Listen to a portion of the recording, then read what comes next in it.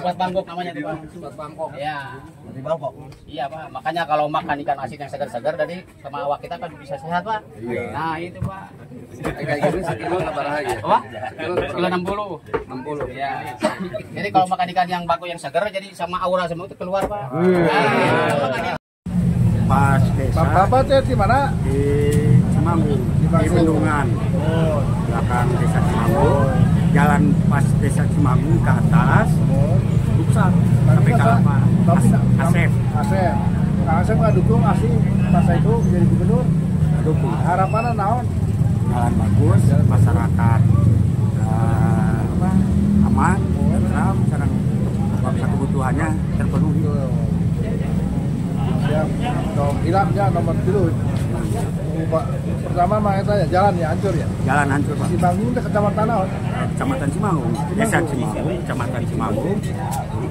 Kemudian Sumedang. Kayak disampaikan kan? Mohon.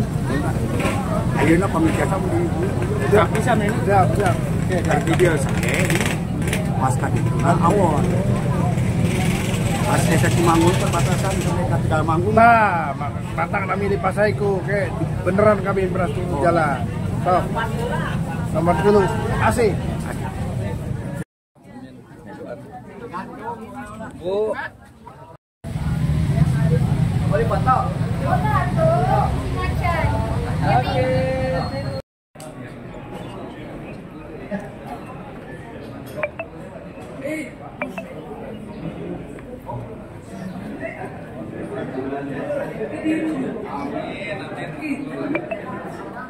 Silakan pada saudara sewu untuk menempati tempat yang sudah. Baik Bapak Ibu, untuk meningkat waktu berhubung acara sampai pukul 12. Assalamualaikum warahmatullahi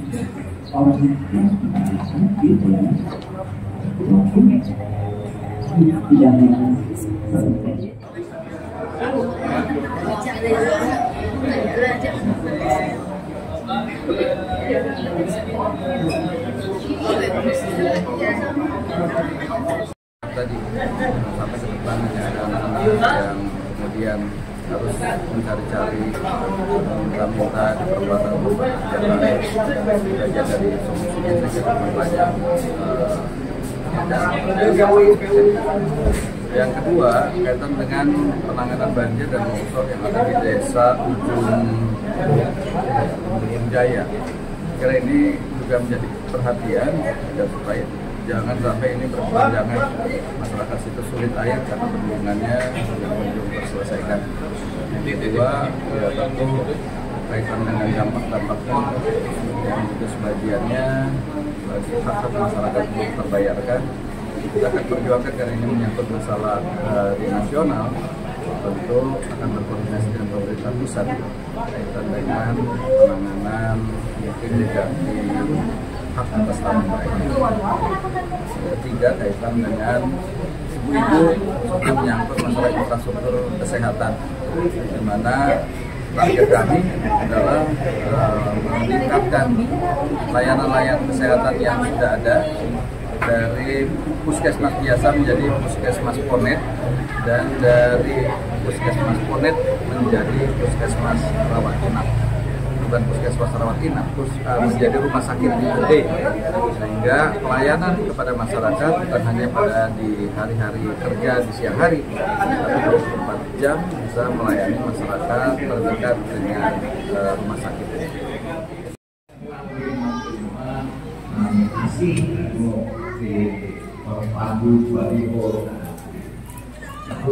Dia mengambil nasihat asal insya Allah kamu jaga kamu, insya Allah dari prinsip sini asas dan berpegangan hati terganti amal. Jadi buat maju dan tertib sini asas, sini hati, sini asas. Kenapa begitu? Karena ini kalau anak-anak zaman gimana namanya jadi kolaborasi. Satu sama lain kita saling menyemangati. Ya, bagaimana itu yang terungkap dalam sebuah ungkapan hikmatus syuyukh fi hamasati syabab. Anak muda ketika bergaul dengan orang tua jadi lebih bijak. Tetapi orang tua yang ketika banyak bergaul dengan anak-anak muda juga ikut semangat.